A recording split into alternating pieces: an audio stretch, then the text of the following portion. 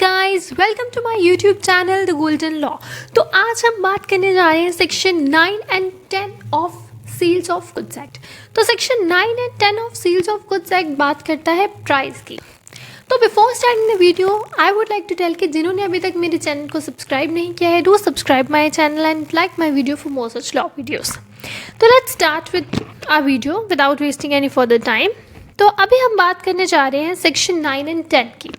तो section 9 of sales of goods act जो है वो बात करता है प्राइस की, कि जब भी कोई कॉन्ट्रैक्ट होगा सेल का तो उसका प्राइस कैसे फिक्स किया जाएगा, कैसे उसका प्राइस को तय किया जाएगा कि इतना प्राइस जो है वो ज़रूरी है और इतना प्राइस जो है वो फिक्स होगा और नहीं होगा। ठीक है, तो सेक्शन 9 कहता है, सेक्शन 9 का सबसेक्शन 1 कहता है that the price in contract of sale may be fixed by the contractor, may be left to be fixed in manner thereby agreed और may be determined by the course of dealing between the parties. तो अभी जो section 9 है ना वो 3 veg बताता है जिससे कि कॉन्ट्रैक्ट ऑफ सेल में जो प्राइस है उसे फिक्स किया जा सकता है। फर्स्ट वन कि या तो जो प्राइस है वो फिक्स किया जा सकता है बाय कॉन्ट्रैक्ट, कि जब कॉन्ट्रैक्ट हुआ था तभी कॉन्ट्रैक्ट में ही प्राइस फिक्स कर दिया गया था। सेकेंडली कि अगर दो पार्टीज हैं सेलर और बायर, उनके बीच में अगर कोई मैनर अग्री हुआ है कि इस तरीके से हम अपने प्राइस को फिक्स करेंगे तो या तो उस तरीके से किया जा सकता है, या थर्डली अगर सेलर और बायर जो है वो नॉर्मली डील करते रहते हैं तो उनका डील करने का जो भी तरीका है उससे वो जैसे भी अपने प्राइस को फिक्स करते हैं वैसे उनका प्राइस फिक्स किया जा सकता है। ठीक है, so three things are there कि या तो फिक्स किया जा सकता है बाय कॉन्ट्रैक्ट और may be left in manner thereby agreed और may be determined by the course of dealing between the parties. Then इसका सेकेंड जो सबसेक्शन है वो कहता है कि अगर प्राइस डिटर्मिन नहीं किया गया अकॉर्डिंग टू सबसेक्शन 1, यानी कि ना ही तो कॉन्ट्रैक्ट में लिखा गया था प्राइस, ना ही उनके किसी मैनर के थ्रू प्राइस को डिटर्मिन किया जा सका, ना ही बाय कोर्स ऑफ डीलिंग्स उस प्राइस को डिटर्मिन किया गया, तो उस केस में जो प्राइस है वो कैसे डिटर्मिन किया जाएगा। फिर जो नॉर्मली कोर्स में जो रीजनेबल प्राइस बनता है सेलर का वो उसे मिल जाएगा। और अभी रीजनेबल प्राइस क्या होगा किसी प्रोडक्ट का, ये कैसे पता चलेगा, ये डिपेंड करता है on circumstances of each case, right. इसका कोई हार्ड एंड फास्ट रूल नहीं है कि इतना रीजनेबल प्राइस है। Reasonable price can be anything and it will depend on the circumstances of the case. Then we have section 10। Section 10 क्या कहता है, agreement to sell at valuation. तो यहाँ पे वैल्यूएशन जो है वो कई बार ऐसा होता है ना कि पार्टीज जो हैं वो डिसाइड करती हैं कि कोई थर्ड पार्टी जो है वो उनके प्राइस को सेट करेगी, वो उनके प्राइस को डिसाइड करेगी। ठीक है, सेक्शन 10 सबसेक्शन 1 कहता है that where there is an agreement to sell goods on the terms that the price is to be fixed by the valuation of a third party and such third party can't और does not make such valuation, the agreement is thereby avoided. तो अगर कोई भी ऐसा case है जिसमें किसी third party ने ही प्राइस की वैल्यूएशन करनी है और वो पार्टी या तो प्राइस की वैल्यूएशन नहीं कर पाई या वो नहीं करती है, तो उस केस में जो वो कॉन्ट्रैक्ट है उसे अवॉइड किया जा सकता है। It means that contract will be avoidable. तो अगर किसी केस में फॉर एग्जांपल ए और बी के बीच में कोई कॉन्ट्रैक्ट हुआ और उस कॉन्ट्रैक्ट में उन्होंने डिसाइड किया कि जो थर्ड पार्टी है यानी कि जो सी है वो प्राइस की वैल्यूएशन करेगा। अभी या तो सी ने उसके प्राइस की वैल्यूएशन नहीं की या फिर वो नहीं कर पाया, तो उस केस में जो कॉन्ट्रैक्ट है दैट कैन बी अवॉइडेड, तो वो कॉन्ट्रैक्ट जो होगा वो अवॉइडेबल कॉन्ट्रैक्ट हो जाएगा। देन इसकी एक प्रोविजन दी गई है कि अगर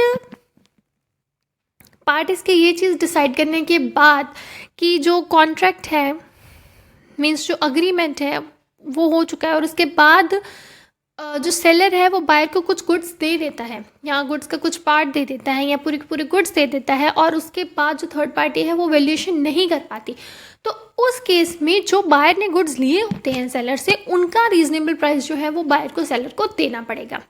बिकॉज लुक ऐसा तो नहीं हो सकता ना कि किसी थर्ड पार्टी की वजह से मीन्स थर्ड पार्टी जो वैल्यूएशन नहीं कर पाई उसकी वजह से जो सेलर ने ऑलरेडी प्रोडक्ट्स बायर को दे दिए हैं उसका उसे लॉस झेलना पड़े, तो उस केस में एक रीजनेबल प्राइस जो होगा वो बायर को सेलर को देना पड़ेगा उन प्रोडक्ट्स का जो उसने ऑलरेडी डिलीवर कर दिए हैं। अब जैसे कि ए और बी के बीच में कॉन्ट्रैक्ट हुआ था चेयर्स ए और बी के बीच में कॉन्ट्रैक्ट हुआ था कि वो 100 चेयर्स उसे डिलीवर करेगा। तो उसने, और ये चीज़ डिसाइड हुई थी कि जो प्राइस की वैल्यूएशन है वो सी करेगा। तो उस केस में मान लो कि वैल्यूएशन करने से पहले ही सी ने ए ने बी को 100 में से जो 30 चेयर्स थी वो बी को डिलीवर करवा दी। तो अब यहाँ पे अगर मान लो कि सी नहीं कर पाया वैल्यूएशन, तो उस केस में जो ए है बी को उसे 30 चेयर्स का जो भी रीजनेबल प्राइस होगा वो उसे देना पड़ेगा।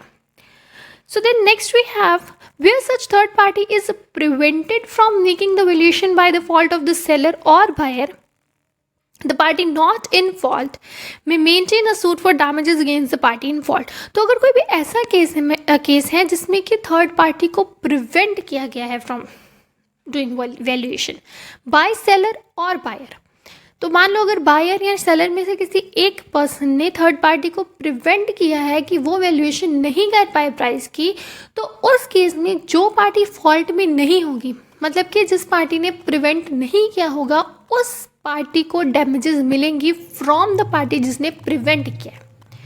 फॉर एग्जाम्पल ए और बी के बीच में कॉन्ट्रैक्ट हुआ कि जो सी है वो प्राइस की वैल्यूएशन करेगी। अब ए यहाँ पे सेलर है एंड बी यहाँ पे बायर है, और जो बायर है यानी कि बी है उसने सी को प्रिवेंट किया कि वो वैल्यूएशन ना कर पाए। तो अब इस केस में जो ए है वो बी से डैमेजेस क्लेम कर सकता है, वो बी के अगेंस्ट सूट फाइल कर सकता है कि वो उसे उसके डैमेजेस दे। सो अगर मैं क्विक रिकैप करूँ इसका, तो सेक्शन 9 बताती है कि प्राइस कैसे डिटर्मिन किया जा सकता है। प्राइस डिटर्मिन किया जा सकता है बाय अग्रीमेंट, बाय कॉन्ट्रैक्ट, या फिर जैसे भी उनका मैनर है उसमें फिक्स किया जा सकता है, या फिर from the regular course of dealing. और अगर प्राइस नहीं फिक्स होगा तो दोनों पार्टी जो मतलब पार्टी होगी उसे रीजनेबल प्राइस पे करना पड़ेगा। और सेक्शन 10 कहता है कि अगर ऐसा केस है जिसमें कि किसी थर्ड पार्टी ने वैल्यूएशन करनी होती है और अगर वो फेल हो जाती है, वो वैल्यूएशन नहीं करती है, तो वो जो अग्रीमेंट होगा वो अवॉइड किया जा सकता है। और अगर कोई ऐसी पार्टी है जिसने प्रिवेंट किया है थर्ड पार्टी को वैल्यूएशन करने से, तो जो अदर पार्टी है who is not at fault, वो डैमेजेस क्लेम कर सकती है from the party who prevented the third party from doing valuation. So this was our concept of section 9 and 10। I hope you like the video. अगर आपको मेरी video अच्छी लगी हो then do like my video and हमने sales of